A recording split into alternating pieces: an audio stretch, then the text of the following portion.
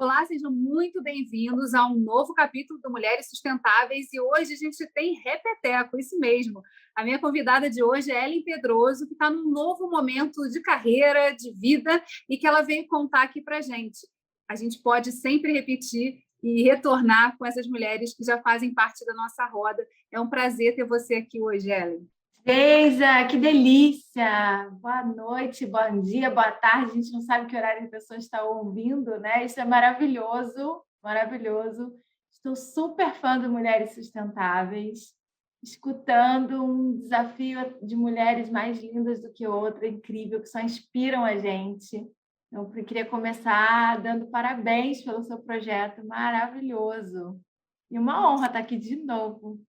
E é muito interessante, eu preciso contar isso para quem está escutando a gente e acompanha Mulheres Sustentáveis, porque a Ellen é uma mulher inspiradora também do projeto, né? A partir de uma conversa que a gente teve, vem sendo desenvolvido aí uma plataforma de comunicação, então o podcast vai ganhar aí novos amigos desse grande círculo para a gente poder disseminar cada vez mais essas lições de liderança a partir da vivência, né? Porque eu acho que a gente só consegue desenvolver um olhar e uma força interior para poder encarar os desafios lá fora, se a gente consegue entender que a gente está num mundo recheado de pessoas que estão vivendo as mesmas coisas, as mesmas dores, e cada lição, cada forma de encarar a vida que a gente traz aqui nos depoimentos ajuda um pouco a gente a botar mais pecinhas, mais ferramentas na nossa maleta, né, para a gente encarar o que vem pela frente.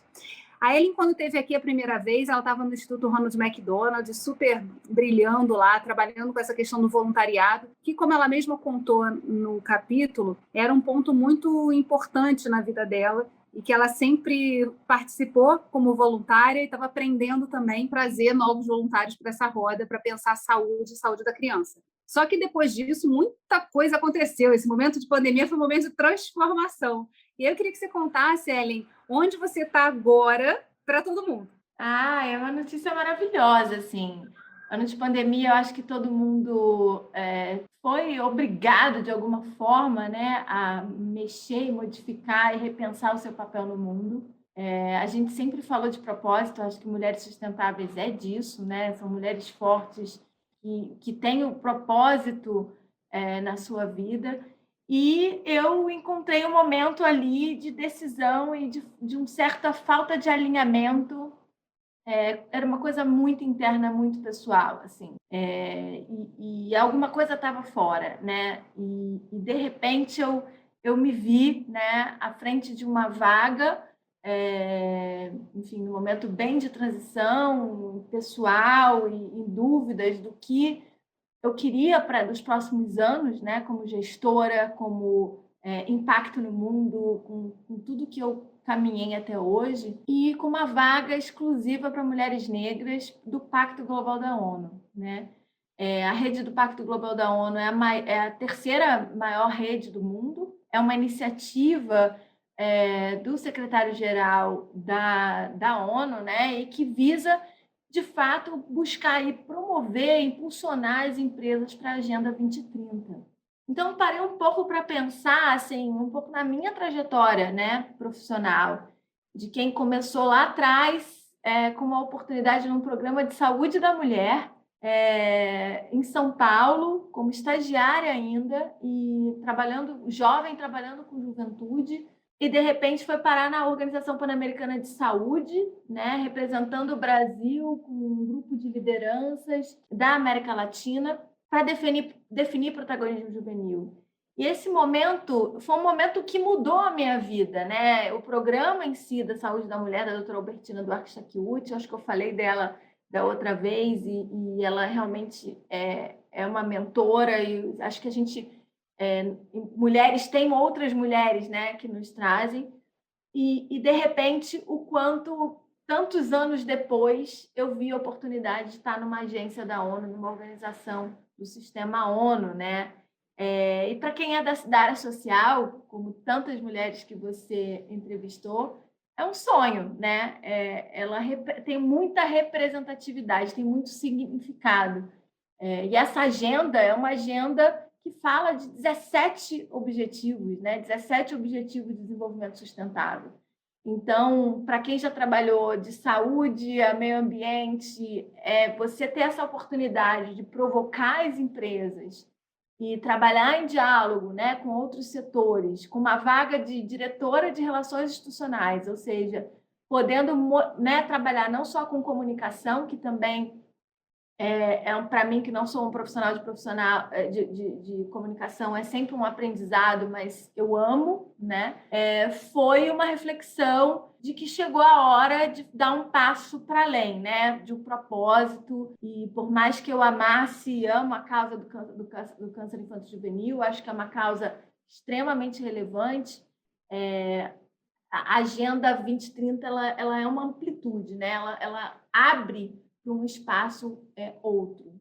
Teve um ponto também interessante, né? Você falou da representatividade. Essa vaga era uma vaga específica e direcionada, como a gente tem visto acontecer no mercado de trabalho como um todo, né? Você buscar colocar pessoas negras, jovens, LGBT, enfim, esse aspecto ele se amplia e se diversifica aí no mercado, mas essa vaga era específica para mulheres negras. Como é que foi, né, olhar para a vaga?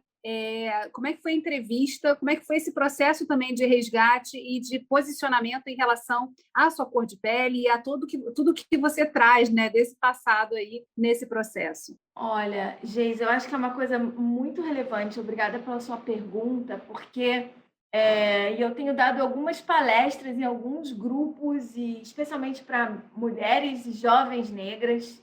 Isso tem me ajudado demais, né? Eu perdi meus pais muito cedo. E a minha referência de família e de ancestralidade, ela demorou um pouco mais para chegar, né? Isso foi interrompida com o falecimento dos meus pais. E eu ali, órfã, numa organização de familiar muito positiva, mas estava sendo criada pelos meus irmãos, que eram jovens na época, porque eu sou temporã e é uma diferença de 4 anos. Eu logo saquei, né, o quanto era importante a questão de você ter oportunidade e você ter uma família que privilegia e se preocupa com a educação. Eu fui bolsista desde então, né? E eu costumo me emocionar muito ainda quando eu falo disso, porque a condição para eu ter bolsa era eu ter mérito, né? Eu estava atrelado à minha condição de ter notas X ou Y acima do que acima da média. E isso formou o meu caráter também. E com isso eu fui navegando por uma série de oportunidades, inclusive na faculdade, onde eu fiz psicologia pela PUC de São Paulo, também como bolsista, e me levou a alçar vagas e possibilidades como nos Estados Unidos, graças a uma bolsa de curso de inglês também, que eu fui bolsista, né? E quando eu chego nos Estados Unidos, trabalhando numa ONG, e quem já nunca teve lá, e eu entendo essa oportunidade, que lá existe mais forte essa cultura da autodeclaração. Então, assim, para você ir ao médico, né? Uma coisa simples, você vai ao médico, você tem que preencher um formulário, você tem que se dizer como você se autodeclara. E eu vou ser muito sincera, naquela época, lá para 2003, eu não tinha muita clareza sobre a minha identidade, de onde eu vim, né? Eu tinha desejos, sonhos, e hoje eu falo muito isso, né? De que eu acho que a gente não sabe, às vezes, para onde a gente vai, mas a gente tem que sempre buscar de onde a gente veio, né? E eu começo a refletir sobre isso, porque eu não me encaixava, eu nunca falei espanhol bem, eu nunca tive facilidade para falar espanhol bem, ou eu me critico muito para falar espanhol, eu não consigo falar esse portunhol que a galera fala, eu me cobro. E eu, então, não me identificava, né, com nada, nem afro-americano ou hispano, enfim, como eles falam, né? E eu acabava optando por negra. Mas, assim, até aquele momento, era quase que eu estivesse buscando ali o que é o reflexo da nossa sociedade. Cadê o brasileira, né? Cadê aqui a opção brasileira? Que é como caipirinha, como você pensar na capoeira, né? É tão brasileiro que a gente, às vezes, mascaram o racismo e a nossa própria história em prol de, sei lá, de uma sociedade mais, vamos dizer, tenta diminuir um pouco trazer uma leveza, né, que a gente tenta trazer para assuntos sérios, né? E de fato, eu, por ser parda, né, e nunca tinha parado para pensar do que significava pardo, né? E pardo vem do pardal, que é sem cor, né? E quando você olha os números no Brasil, são 57% da população é pardo ou preto. Quando você vai, então, para os números, que são os números da sociedade, né, e do mercado de trabalho, é assustador, né? Porque a gente tem realmente um funil onde 4,7% da população é considerada parda e preta. Então, você tem cargos de lideranças, e quando a gente olha, eu que trabalho já em ONG, com muitas empresas ao longo desse tempo, quando você olha, então, para conselho de empresa, aí é que fica mais complexo ainda. Então, essas ações afirmativas, né, ou essa discriminação positiva que se fala, que é você garantir realmente uma equidade e buscar priorizar, assim, que realmente as pessoas reflitam sobre isso, busca e tem um olhar de justamente espelhar. Como é que eu faço para que nos lugares de comando, de liderança, eu tenha um espelho do que é a nossa sociedade brasileira? Então, eu tive que fazer uma caminhada pessoal sobre isso. Eu já tinha uma reflexão, né? A minha família também ajudou muito. A minha irmã, Tânia, ela é uma pesquisadora e, enfim, ela agora está aposentada pela UF, mas ela é uma das referências na bibliografia, estudo, né? Ela foi da BPN, que é a Associação Brasileira de Pesquisadores Negros, é uma referência nessa temática étnico-racial, com vários livros e artigos escritos. Então, quando eu voltei dos Estados Unidos, eu tive a oportunidade de fazer um letramento também ali com ela, acompanhando ela na UERJ, acompanhando ela nesse movimento. E foi a primeira vez que eu entendi que ser negro ou é preto ou é pardo, né? Eu não tinha muito essa noção, e isso estou falando lá atrás, de 2000 e pouco. Então, assim, eu já vinha numa caminhada, né, de identidade, mas, de fato, eu acho que quando você vê uma vaga como essa, eu falo com muita emoção, assim, porque e eu pensava muito nisso, assim, eu pensava que eu não estava indo sozinha, né? E foi muito forte a minha entrevista. Você perguntou da minha entrevista. Eu estava nervosa na primeira entrevista, estava muito preocupada, enfim, sustentabilidade é um tema tão amplo, né? E a Agenda 2030, ela cabe tanta coisa. E eu falei, eu não vou entrar aqui sozinha nessa entrevista. E aí meus cursos e meu investimento em constelação familiar, sistêmica, me ajudaram de fato, a fazer uma meditação e lembrar, né, que os meus avós, meus bisavós eram realmente escravos, que a minha mãe ela veio de uma família onde a avó dela, né, era realmente uma mulher que não tinha o nome paterno. Então, a gente veio de uma região aqui do Rio de Janeiro, que é uma região do Vale do Café, a região do Vale do Paraíba, onde eram fazendas, né? E isso tudo eu tive que descobrir através dos meus irmãos, através da busca que os meus irmãos fizeram, né?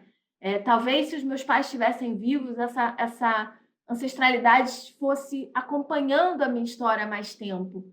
Mas não foi o caso. E quando eu olho para tudo isso, né, eu vejo que existem tantas Ellens.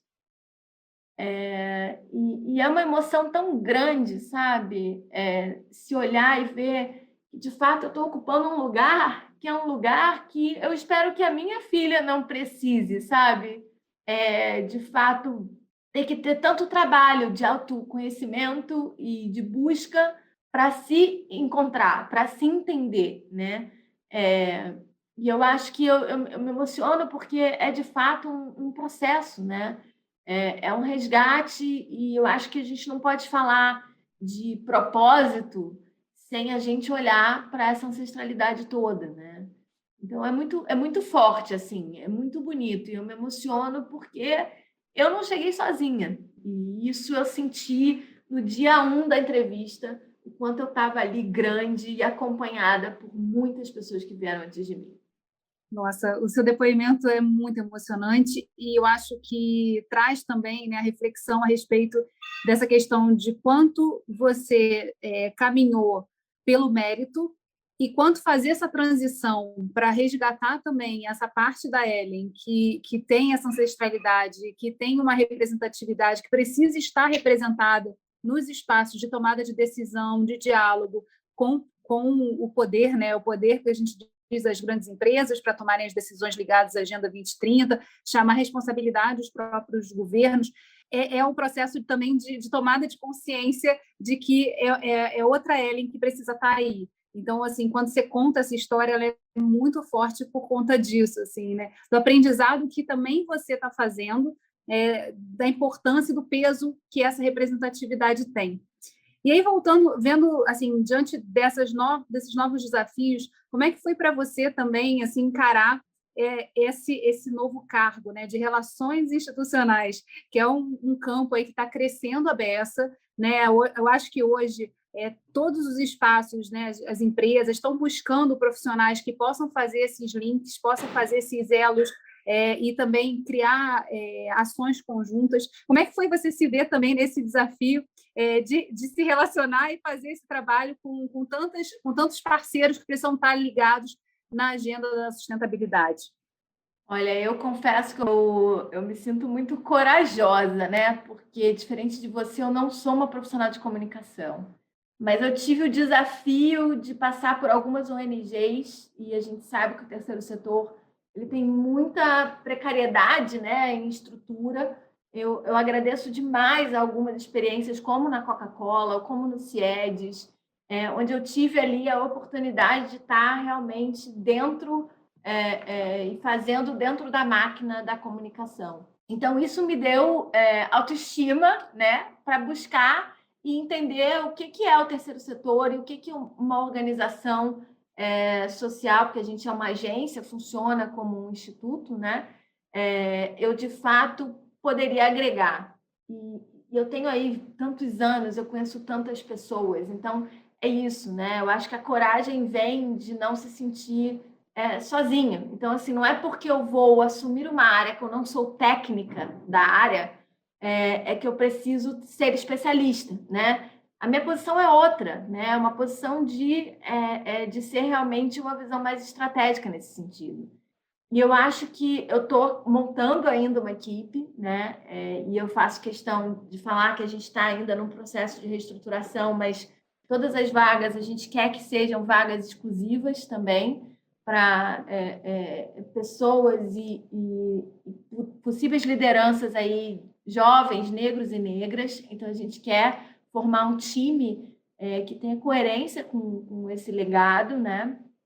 E a gente está estruturando esse desenho e tem muita gente boa buscando uma oportunidade.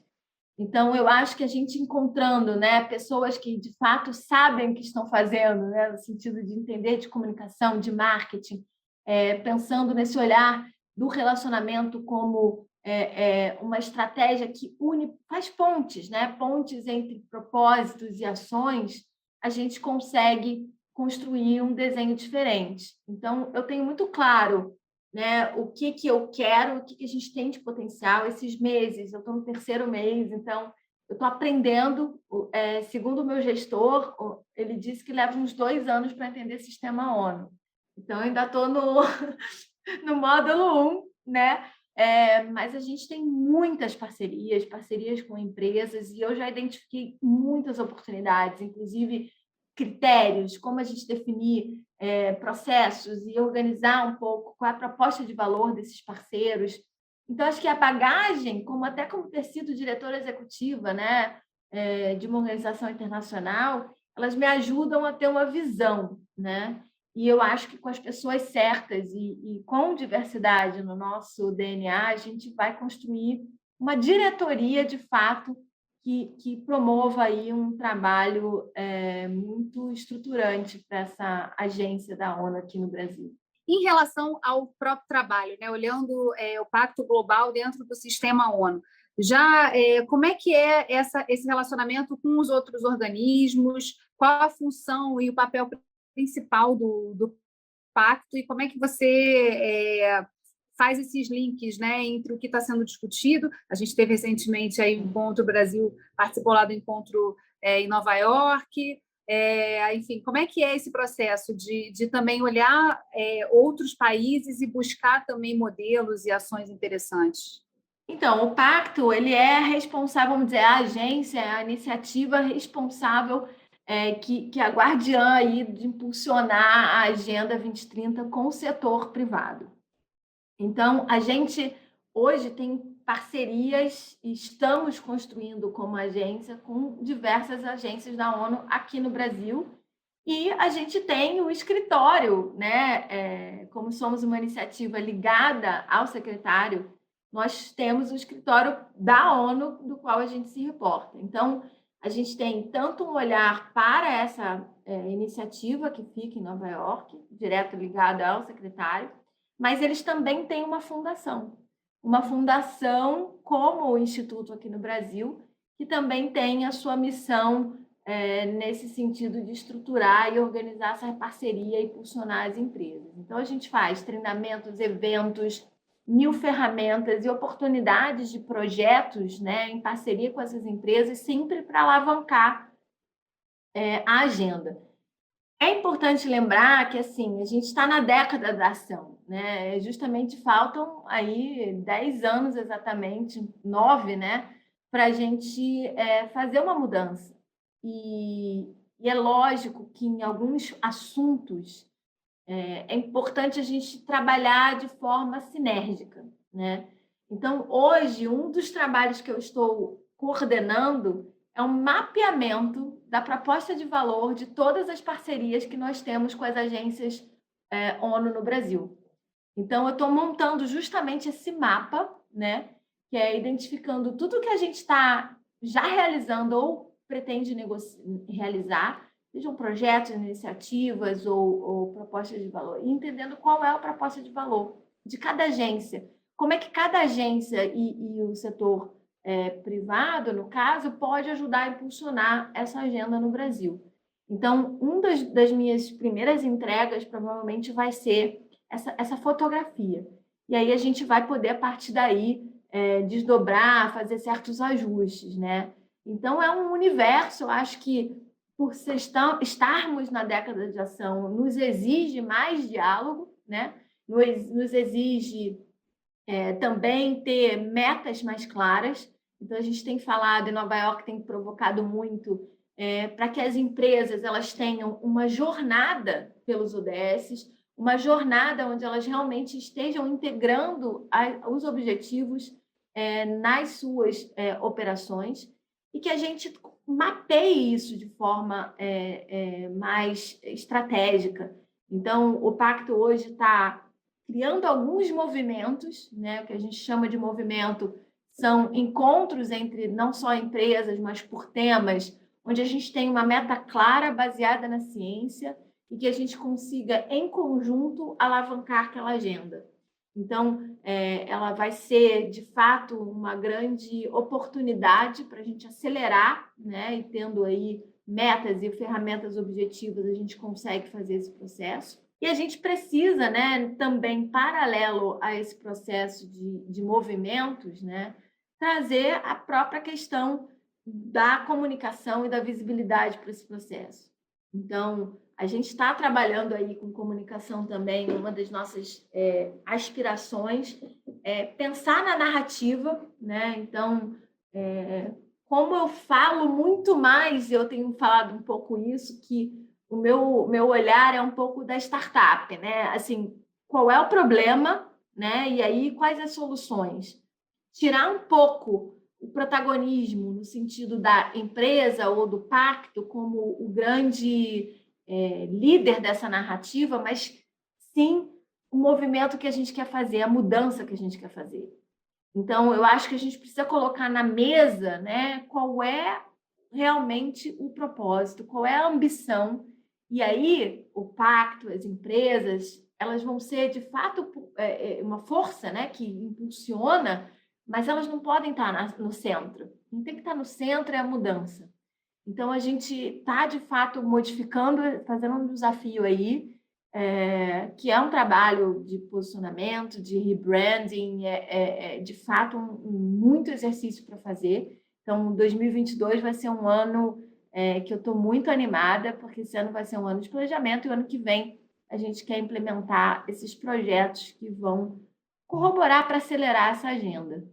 Uma coisa que você traz bastante interessante, né, é a questão da liderança adaptativa, que é o conceito de você trabalhar a liderança entendendo que o propósito final é o objetivo e que não necessariamente quem está liderando o início do processo é quem vai liderar o tempo inteiro. Então, você trabalha com a possibilidade de, a partir de competências diferentes que o time tem, ele vai ter que assumir esse papel à frente para levar o restante do grupo. E, nesse caminho, muita coisa pode ser eliminada. Quer dizer, quem não está respondendo, quem se desviou desse objetivo da chegada, vai ficar pelo caminho, mas faz parte, né? Mas são conceitos interessantes e muito complexos de se colocar em prática, porque, na verdade, eles exigem que você trabalhe muito bem essa questão do ego, que a gente sabe que é o ponto de destruição de qualquer projeto que tente acessar esse ponto, essa questão mais global, né? Olha, Geisa, eu vou te dizer que esse é o maior desafio, e aí vem o meu lado psicóloga, né? Mas, assim, na minha carreira, e eu acho que quando a gente pensa em relacionamento, quando a gente pensa em parceria, em trabalho em rede, esse é o maior desafio. Fazer com que as pessoas tragam realmente para o centro o problema e como a gente pode junto, cada um corroborar com o seu melhor para fazer aquela mudança, né? A gente tem uma cultura ainda muito da culpabilização, né? Então, as pessoas querem se defender, as pessoas querem, e aí às vezes acuadas com medo, inclusive, da possibilidade de serem enfim, cobradas ou culpabilizadas por um problema, elas atacam, né? Então, é muito difícil, às vezes, fazer projetos grandes em parcerias, né, com várias instituições, porque atrás dessas instituições tem pessoas. A gente esquece, a gente vai falando, né, dessas instituições, dessas organizações, como se elas fossem coisas, mas elas são, por trás tem pessoas. Então, o cuidado e o quanto eu tenho lido e repensado sobre comunicação não violenta, sobre propósito, sobre entender a necessidade do outro, aonde que o meu valor e o que eu busco está em comum, porque às vezes está ali o nó, né? A gente quer a mesma coisa, mas a gente quer de formas diferentes. Então, como a gente tira as armas, né? Guarda elas e bota de fato no que tem importante. Isso não é fácil, porque acessa um lado de competitividade, de culpa, de vitimização, de sofrimento. E até a gente voltando para o assunto da ancestralidade, eu tenho pensado o quanto em alguns grupos até a nossa ancestralidade, né, convivência de muita dor, por muitos processos, elas às vezes também não são carregadas um pouco mais na tinta. Eu tenho trabalhado muito para conversar e trabalhar com as pessoas e me engajar nos processos, dizendo que acho que a gente pode ser leve, a gente pode ser feliz, né? A gente pode ser alegre nos processos. Essas frases, né, que a gente carrega de que a gente só cresce na dor, que os projetos para serem difíceis, complexos, nós chegamos, né, juntos, se não fosse tão difícil, tão complexo, a gente não teria esse resultado. E isso precisa mudar, principalmente quando a gente tem uma agenda tão importante. A gente precisa, de fato, olhar com um olhar mais amoroso, um olhar que vai para além, que vai para a essência do que a gente está fazendo. E isso é um desafio enorme, é um trabalho de formiguinha, né? Mas eu tenho realmente estado muito atenta, tenho também buscado a minha espiritualidade. Eu acho que tem algumas técnicas, algumas coisas que eu tenho aprendido, que eu começo a entrar, às vezes, numa reunião 2, 3 horas antes, ali na minha meditação, ali no trabalho, pedindo de fato que as pessoas estejam abertas, que as palavras que eu escolha, elas sejam realmente as palavras mais apropriadas para que chegue no coração das pessoas um alinhamento entre a minha intenção e aquilo que eu estou fazendo. Porque, às vezes, acontece isso. Você tem uma excelente intenção, né? Mas a sua fala, ela entra por outros vieses, com histórias de outras pessoas que estão em outro momento. Então, eu começo a trabalhar a energia daquelas reuniões muito antes. E isso tem sido muito poderoso. É impressionante, assim, como eu estou levando até para um lado mais místico, né? Mas você sabe que outro dia a gente estava num grupo, numa reunião assim muito difícil, e uma das pessoas que estava interagindo com a gente, uma pessoa muito complexa, e ela estava fora da energia. E a gente entrou numa sintonia tão grande que depois a gente até brincou, porque a internet dela não parava de cair.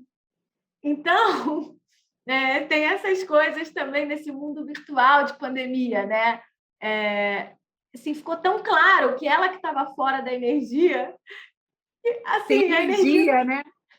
Tem energia, e essa coisa de como a energia afeta o ambiente de todas as formas, inclusive as ondas que estão viabilizando a comunicação hoje, né? Eu acho que tem um ponto aí muito interessante que a gente pode mergulhar mais um pouquinho, né? Que é justamente esse processo, né? De a gente está na década da ação, com uma emergência que chegou, acho que para alertar todo mundo de que realmente era a década da ação, porque a gente tem também uma cultura no Brasil de deixar tudo para o último minuto. Então, provavelmente, no último ano, lá de 2029, a gente ia começar a planejar o que entregar em 2030, né? E a gente percebe que esse conteúdo da urgência, a pandemia, ela trouxe à tona todas as discussões que hoje baseiam a sustentabilidade. O ESG, né, que agora está todo mundo falando em todos os canais possíveis e imagináveis, mas que consolida muita coisa que já era uma agenda que as empresas estavam levando, mas mais fortalecida. A gente vê as pessoas falando dos ODS com mais propriedade, né, sobre o que são esses Objetivos de Desenvolvimento Sustentável e como é que elas podem se encaixar ou serem partícipes desse processo de mudança. Então, tudo isso também é um caldo aí que ajuda a fortalecer essa missão e esse olhar, né, de que precisamos começar logo, fazer já e fazer de onde estamos, né, sem olhar para, tipo, quando for a hora certa. A hora certa, ela talvez já tenha passado, mas a gente ainda tem tempo de resolver isso nesses anos que vão vir pela frente. Exatamente, e as empresas têm um papel-chave nessa dinâmica, né? As empresas, principalmente as grandes empresas, elas trazem com elas uma cadeia de valor. Então, junto com elas trazem comunidades, elas trazem os investidores, elas trazem os conselheiros, elas trazem o próprio consumidor. E eu tenho conversado com grandes empresas e empresas sérias, multinacionais, que estão fazendo, de fato, um trabalho coeso e estruturado, né, em sustentabilidade, mas por serem muito grandes, né, elas sempre acabam tendo um desafio, inclusive, de ser educativo até com o seu consumidor, né? Não basta fazer, você precisa não só falar do que você está fazendo, mas construir um processo contínuo de mudança inclusive com o seu consumidor, porque quando a gente fala em questões como resíduo, como a gente fala como questões de água, sobre clima, o papel de cada um de nós como consumidor, ele é fundamental. Nenhuma empresa, né, vai trabalhar sozinha sem o governo e etc. Então, a gente tem trabalhado aí muito fortemente com essa visão, né, de valorizar os princípios universais e de olhar para qual momento, esse ponto que você trouxe, qual momento que essa empresa está. Sem julgamento, não é auditoria, não é avaliação, não quem está mais ou melhor. E as empresas, às vezes, elas caem nessas armadilhas, né? De querer buscar o benchmarking, de fazer premiação setorial, de entender como ela está melhor ou pior do que um concorrente. E a sustentabilidade, ela tem uma beleza nesse sentido que o setor deveria e deve trabalhar junto em prol daquele objetivo de desenvolvimento sustentável, né? Então, os projetos mais ricos que a gente está vendo é quando várias empresas do mesmo setor estão trabalhando em conjunto, com uma agenda comum, né? Com projetos claros. Então, você trouxe aí justamente uma estratégia que a gente tem trabalhado, né? Que é, de fato, olhar para essas empresas, para as grandes empresas que são acima de 50 milhões de faturamento de dólares ou 250 funcionários e trazer para elas, né, um olhar de como elas estão maduras ou não e o que ferramentas elas podem acionar via pacto, que sejam eventos, treinamentos e outras ferramentas como a gente tem algumas ferramentas, inclusive, que vêm do global, para ajudá-las a entender ou aprimorar essa ambição. Então, a ambição ela tem que estar clara e tem que estar do tamanho que a empresa precisa naquele momento. Não dá para a gente criar metas passando a régua para todos, né? Isso não é real. E aí, isso desestimula, isso faz com que, lembrando novamente, empresas são formadas por pessoas, né? Então, a gente precisa ter, de fato, um acompanhamento e uma visão muito clara de onde a empresa está e, dentro das capacidades dela, né, como ela pode ter as ferramentas, acessar o que for preciso para acelerar e acompanhar para que ela chegue mais rápido naquela meta. E nesse caminho, né, de falar para as pessoas, o tema da ambição ele é muito importante. E o Pacto Global traz isso, né, de gerar ambição, de atingir essas metas. Só que a ambição também, se a gente olhar, algumas pessoas podem achar assim, a ambição tem a ver com querer dinheiro, né, com passar por cima de tudo para poder chegar lá. Então, trabalhar também, né, o conceito de que a gente precisa sonhar grande, e sonhar pequeno ou grande é a mesma coisa, então que sonhamos grande e possamos juntos chegar, né, reunir as pessoas e pensar e sonhar juntos. Eu queria que você falasse um pouquinho disso, assim, né? Como é que é trabalhar e repetir a exaustão esse termo da ambição, puxando o que as pessoas têm de melhor para entregar o resultado que a gente conseguir chegar, né, a todas as metas e objetivos que estão desenhados nessa agenda global, né, e que o Brasil tem uma participação muito importante por ter aqui uma biodiversidade imensa, uma riqueza que ainda a gente nem consegue saber a sua totalidade e que a gente pode muito bem assim entregar para o mundo, devolver para o mundo que já destruiu as suas florestas. Olha, Geisa, eu acho que é até curioso a gente, em 2021, ter que reforçar o que eu vou reforçar, principalmente depois de tudo que a gente tem visto durante essa pandemia, que tem nos assustado. Mas acho que a grande diferença são metas baseadas na ciência. Então, a gente, né, poder olhar que hoje a gente tem tecnologia, ciência, indicadores estão disponíveis. Existem hoje ferramentas claras de como e o que fazer.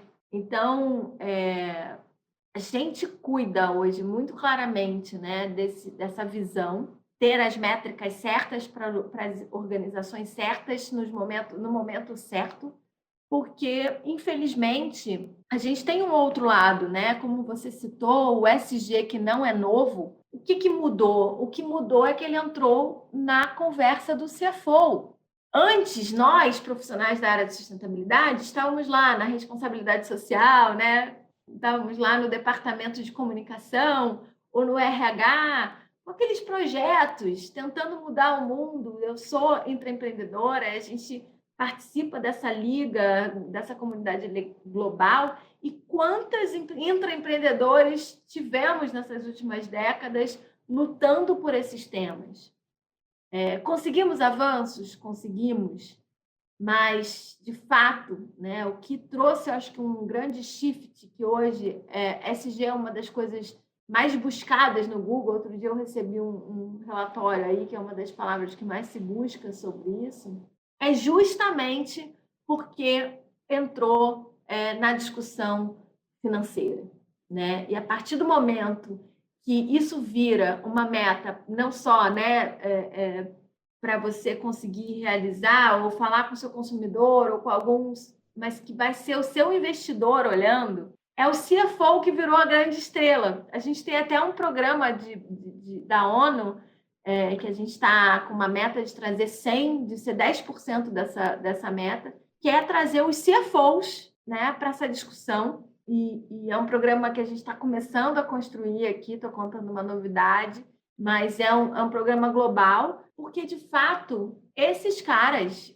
estão assumindo a sustentabilidade como visão, como estratégia, e tendo uma conversa que talvez nós, da comunicação, da psicologia, do social, temos um pouco mais de dificuldade de falar. Então, a métrica financeira, ela traz para esses CEOs uma urgência, e a gente cresceu muito como setor nesses últimos anos, né? 20 anos para cá, a quantidade de acúmulo de capital intelectual, de métricas, de ferramentas que se construiu, a gente hoje, de fato, teve um encontro, o casamento, né? De falar a língua que esse CEO e esse conselheiro ele precisa para a tomada de decisão, e a gente estava pronto para a oportunidade. A gente estava pronto para a oportunidade. Então, eu acho que a diferença é grande quando a gente pensa em ambição, quando a gente pensa em sonhar. Não é mais só na história de vida da mudança ou dos intangíveis, que são fundamentais, não me entenda mal, mas que eles não são suficientes para falar com a audiência que a gente precisa, que são esses tomadores de decisão. Então, agora, a gente tem os nossos sponsors, nosso patrocinador ali, né, que entende o que a gente precisa, e a gente está pronto. A gente tem a ciência do nosso lado. Então, a ambição hoje, quando o Pacto fala com as empresas e promove, são definições realmente de um diagnóstico de onde a empresa está, qual é a realidade dela e qual a ambição que ela vai chegar, vai se colocar com base em métricas da ciência. Então, isso facilita demais. E que vão ter impacto no financeiro, e por isso, e por todo esse acúmulo, né, de que é possível mostrar. Quando você fala da comunicação, né, e do RH, e de todos esses atores que já estavam mergulhando, já estavam buscando estruturar o que é sustentabilidade, como é que você parte para a ação, o que você pode fazer dentro do seu entorno, e como uma preparação para esse momento de agora, que é a hora de chegar diante no Shark Tank lá e dizer, não, vai entrar ou não vai entrar, o quanto vai ser investido nisso. A gente estava também formando gerações, e essas gerações que chegaram hoje, que são consumidoras e que estão começando a entrar no mercado de trabalho, que já olham para as oportunidades não como algo que elas têm que agarrar de qualquer jeito, mas elas pode se encaixar ou não na perspectiva e no objetivo e no propósito de vida delas. Eu acho que a gente começa a entender que chegou agora o momento, né, de juntar tudo isso e poder entregar uma outra realidade daqui a 10 anos. Quer dizer, a gente consegue olhar para daqui a 10 anos não como algo tipo, estamos só sonhando, pode ser que chegue ou não, mas a urgência está dada, e aí a gente tem os elementos prontos aqui. Eu acho que pensar sobre esse ponto, né, a ambição ela é mais interessante, porque não é, como você disse, a gente não está falando só de sonhos, está falando da possibilidade de entregar produtos que façam sentido para esse consumidor que está do outro lado e que vai escolher se ele vai consumir você ou o outro, não só pelo que você está entregando de produto, mas por todo o processo de produção lá, desde o começo, da escolha da matéria-prima até agora. Então, é muito mais difícil, né, ficar só na comunicação. Precisa ativar todos os parceiros e quem está nesse jogo com você. Perfeito. E eu acho que tem um ponto que você trouxe aqui que é interessante, né? Quando a gente olha para trás, né, e vê lá atrás o primeiro relatório, quando se pensou no Triple Bottom Line, né, do Butler, como é que foi essa história, e se pensou na sustentabilidade, como os recursos que a gente usa agora e preserva para gerações futuras, a geração futura chegou. A geração futura chegou. Então, assim, essa garotada, os zilênios, né, porque eu já me perdi, eu não vou ficar entregando a minha idade, mas, assim, é interessante a gente ver que essa galera ela já chegou com essa visão. Então, é perfeito o que você está trazendo, porque, de fato, a gente não tem que a gente se educar apenas, né? Porque acho que é um processo, como a gente falou, de busca do seu próprio propósito, de olhar para realmente para suas questões, né? A gente não nasceu nesse mundo pronto, a gente está tendo que construir. Mas essa geração, assim, é incabível você ter uma empresa ou você ter uma iniciativa que ela não pense no propósito, que não pense nessas ambições já como essência, né? Eles já vieram assim. Então, é muito lindo isso que você está falando.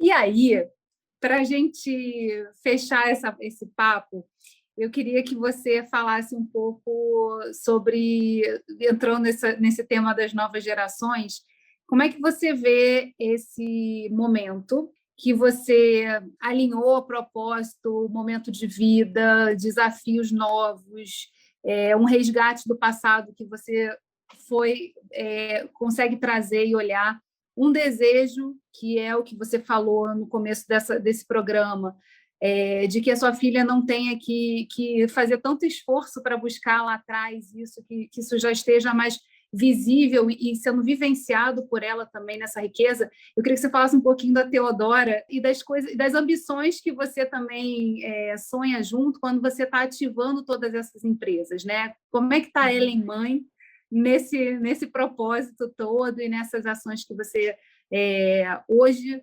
da posição que você está conseguindo, enfim, se lançar e ativar, fazer as pessoas fazerem e entenderem o seu papel nessa terra que a gente precisa garantir para as nossas gerações futuras. Primeiro, eu tenho que agradecer demais a Teodora, né? Porque ela me proporcionou uma experiência que me faz ser uma líder e uma mulher e com uma outra forma de pensar. Eu não consigo ver esse olhar amoroso que eu tenho, esse olhar por trás de cada processo, por cada empresa, com cada desafio, com cada pessoa da minha equipe, se eu não tivesse tendo esse desafio vivendo dentro de casa, né? E a Teodora está fazendo 8 anos, ela está saindo daquela fase de criança, começando a querer engatinhar para uma pré-adolescência, que a gente se preocupa. Ela é a Mariana e muito apaixonada e muito crítica, né? Mas é interessante como ela já entende o valor do que eu faço, né?